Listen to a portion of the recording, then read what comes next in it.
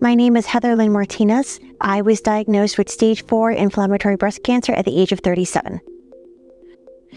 Since being diagnosed at age 37, I now have a recurrence with spots to my liver, my brain, and my lungs, and I'm undergoing a new treatment to help get rid of those. The new treatment that I'm on is Verzenio. I started it last week, and we're hoping all is good and it cures it so I can go on vacation to Hawaii.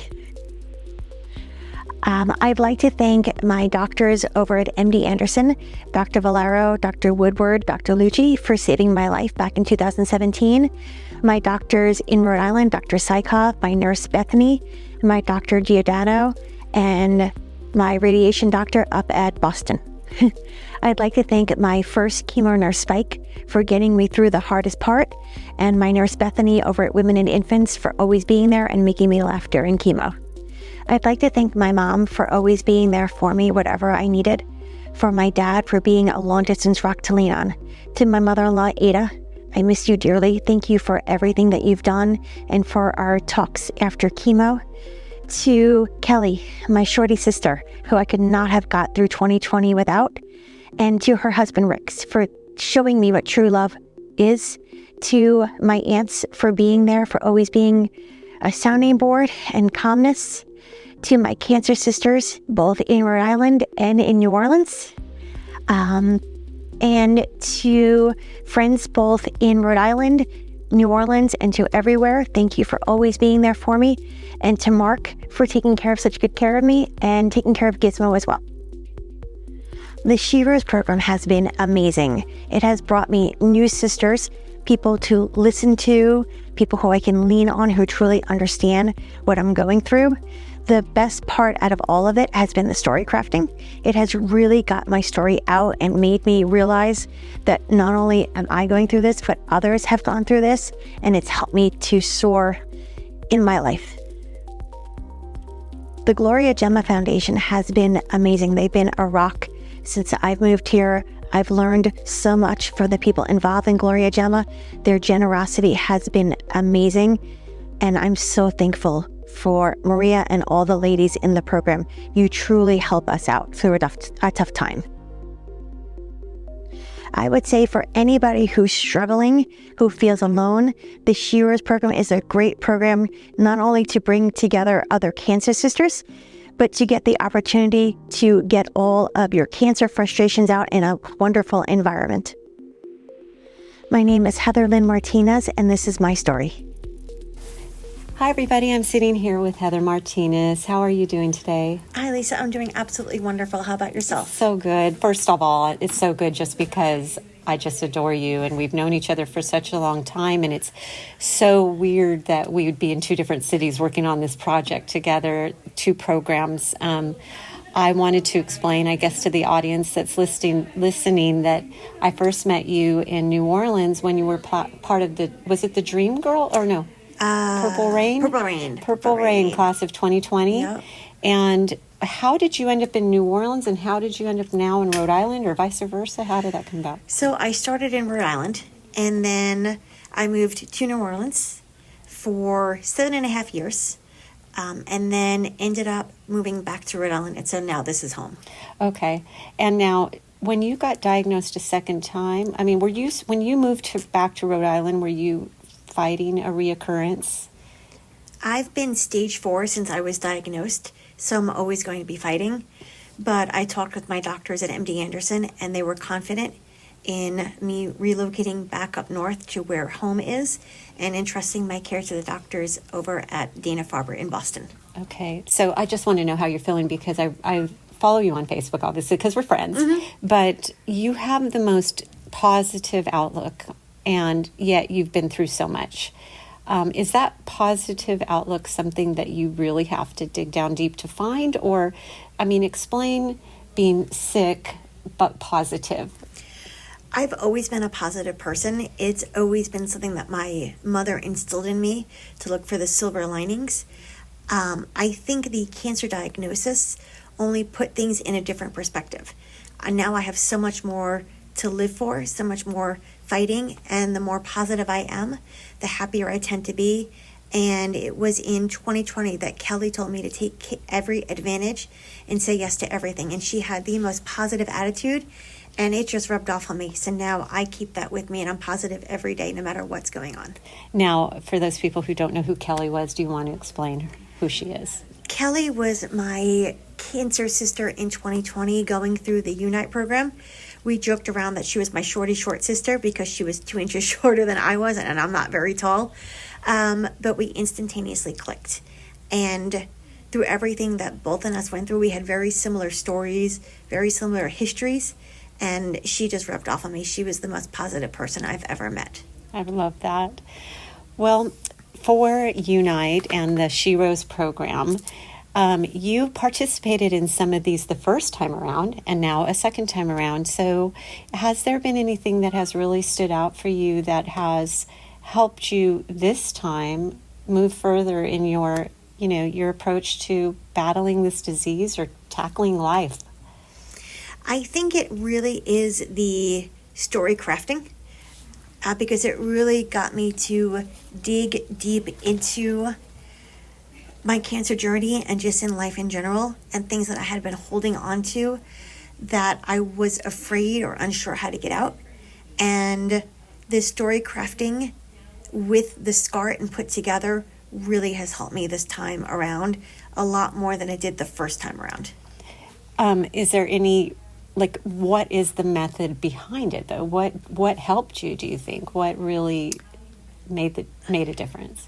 I think it was really digging into my soul and really going where I did not want to go before.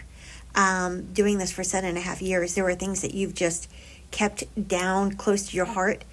And this time, with the encouragement of the small group of sisters that I have, it really brought out things that needed to get out in a way that could also be positive and constructive to sisters that are going through this or may have just started this journey. That's great. That is really the intention of it. Well, we are going to get to hear your story right now. Why did you choose Phoenix as your metaphor? I chose the phoenix as a metaphor because it's always been a bird that I've always related to. Even as a young adult, I've constantly had to face tough battles, and I've always pictured myself as the phoenix rising up with every one of those battles. No matter what it's been in my life, the phoenix has always been that image that I've always seen rising out of the ashes and coming around and doing it again and finding that strength. That's wonderful. Well, we are going to hear Heather's story right now, and it is called The Rise of the Phoenix. My life was in flames. My fake gold gilded cage, my safety net, was on fire. I felt trapped, choking, gasping for air. I needed to risk an escape into an unknown world or suffocate. I went to hell, told off Lucifer, and clawed my way up, step by step, while being pulled back down. As a phoenix, I knew I was meant to burst into flames and reborn to soar. But with a broken wing and brown feathers, I felt anything but a mighty phoenix. My flight of cancer in my mid-30s was a huge wake-up call.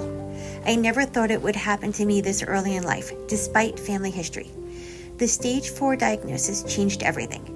My inability to have children was sealed. It was too late to save my eggs, put into early menopause and unable to be considered for adoption and or fostering. The prognosis of only 6 months or maybe 1 year, if lucky to live, jolted my flight. My self-confidence shattered as the doctors at MD Anderson described the difficult year I would face with zero guarantees. I ended the year bald, flat on one side, scarred and pot-bellied. I felt unattractive, unloved, undesired, and unwanted for the second time in my life. My barely 1.5-year marriage was struggling. My work changed, new friends made, and old friends lost. The clear image of my future was gone. A blurry, shapeless image was left in its place. I was a superwoman, pouring myself into work, only stopping for treatments. On top of my cancer, my mother-in-law was diagnosed with stage 4 lung cancer the same year. I wanted to make the most of the time I had with her. We went to chemo together, spent the following day recovering, talking, and watching movies. I was terrified to lose her. When she passed, later that year, I felt the wind knocked out of me again. My wing broke. The mother-in-law I had dreamed of having, the anchor to my new family in New Orleans, was gone. A family left in shattered places remained. Once again, I felt myself being pulled down while trying to claw my way back up. The cancer snuck in quietly. It fooled the doctors and had me questioning myself. I have never been the type of person to just let things happen. Call me a stubborn New Yorker, an Aries, call me whatever you like. If there was ever a time to fight, this was it. They say it takes a village, and I may be biased, but I truly have the best. I have wonderful friends, co-workers, some of them I had known only 2 years prior. A family that bent over backwards to help along with an amazing best friend. My godmother has been there every step of the way, my sounding board and my confidant. My mom and dad have dropped everything time and time again, relocating to Houston, all while putting her job on hold to help. And my dad traveled across the country to be with me. Despite my village fighting with me, I still struggled. Something was missing. I was baptized, confirmed, and married in the same Catholic church barely a year before, an active parishioner who found the church turning its back when I got sick. I felt a burden, a lost sheep left with half-hearted promises. There were no meal trains, no phone calls, no chemo or prayer visits. I questioned if this is where I belonged. Despite all of this, I knew God was with me, although I was not sure how. My favorite chemo nurse, Spike, once told me, if your journey is not proof of God, then I don't know what is. I found myself closer to Jesus and God, but drifting away from the church. I got on my knees once again and prayed and cried for answers. My prayers were answered. A cancer nurse named Jamie at the infusion center in New Orleans saw me struggling and encouraged me to apply for Unite. I was not ready then, but I was ready in 2020. When unsure and unsteady, I suggested to the program. Unite gave me cancer sisters, my mighty pack of golden phoenix warriors. Through them, I learned how to love myself, gain confidence, find my voice, and strut my stuff. I was becoming the me that was hidden inside, waiting to burst out. With the support of these mighty phoenixes, God, and my village, I found the strength to leave my doctors, my safety net, all I knew in New Orleans, and relocate back to Rhode Island. The phoenix is a symbol of hope and rebirth. Through this, I learned pain can either burn you up and destroy you, leaving you in despair, or it can burn you up and redeem you, filling your heart with love and gratitude. It is up to you to make the choice. The gilded cage has melted into smoldering embers. My wings are healed, beige feathers replaced with scarlet, red, gold, blue, purple, and green. I have burst into flames, reborn, rising from the ashes, flicking off the remaining flames, soaring high into the beautiful blue sky, living my life fully and saying yes to every adventure and opportunity that comes my way. This is a great story. And I think the vision that stands out the most to me are the golden warriors you described standing with you, because I think, when you tell somebody, oh, she has cancer, like that's not the image normally somebody thinks of. They think of it more of a victim kind of mentality. And you guys show nothing but strength and really are the most beautiful, strongest women on this planet. So I just want to thank you so much for being part of this program and for your friendship. And I wish you nothing but pure and swift healing completely throughout your body. Thank you, Lisa. Going through this program, it shows you that cancer does not have you. It may be a small part of you, but it is not your whole life.